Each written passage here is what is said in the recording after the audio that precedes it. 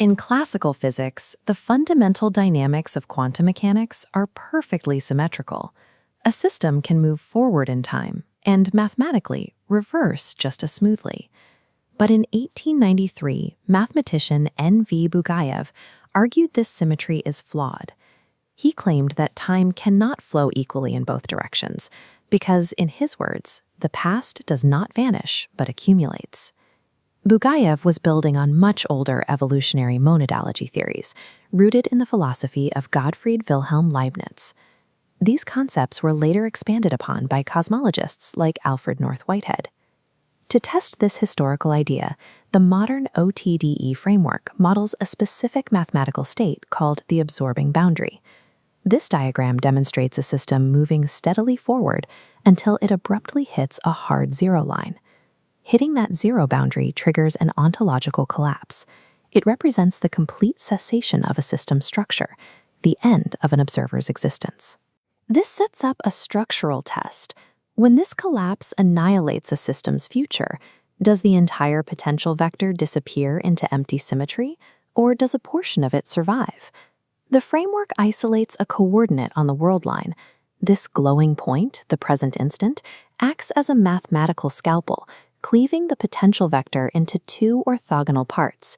The past projector holds the accumulated historical trace, while the future projector contains all unwritten states.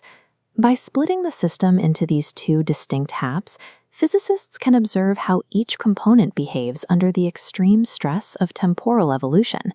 We can visualize this evolutionary stress as intense atmospheric pressure, constantly pushing against the mathematical structure of the system. Look at the gauge hovering above the future axis here. The future projector is highly vulnerable. It requires a high threshold of pairwise coherence to maintain its structure. If that coherence drops below the threshold, the future component cannot sustain itself. It fractures and decoheres completely. The past projector operates under a different set of rules. It is conserved unconditionally, remaining completely unaffected even when the coherence threshold fails. The math defines this as monotonic accumulation.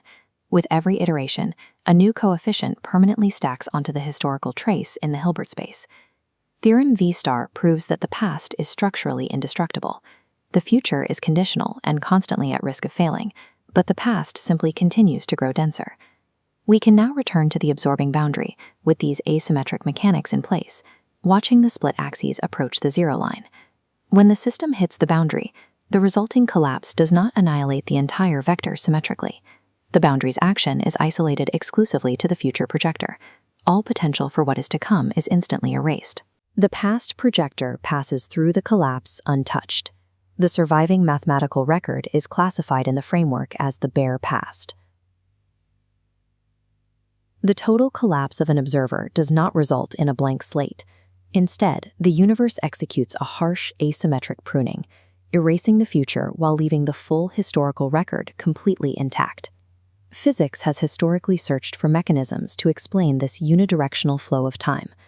Ludwig Boltzmann introduced the thermodynamic arrow of time, demonstrating that entropy monotonically increases in a closed system. Those foundational models, developed by scientists like Rudolf Clausius, map strictly to classical physical states. Later, Roger Penrose defined a gravitational arrow of time, based on cosmological geometries and the evolution of Weyl curvature. Theorem V star introduces a fourth option, an ontological arrow of time. This mechanism is built directly into existence's mathematical potential, independent of heat or gravity. Measured, final tone. The mathematical proof defines the universe as an asymmetrical engine. It continuously consumes a fragile conditional future in order to forge an eternal, indestructible past.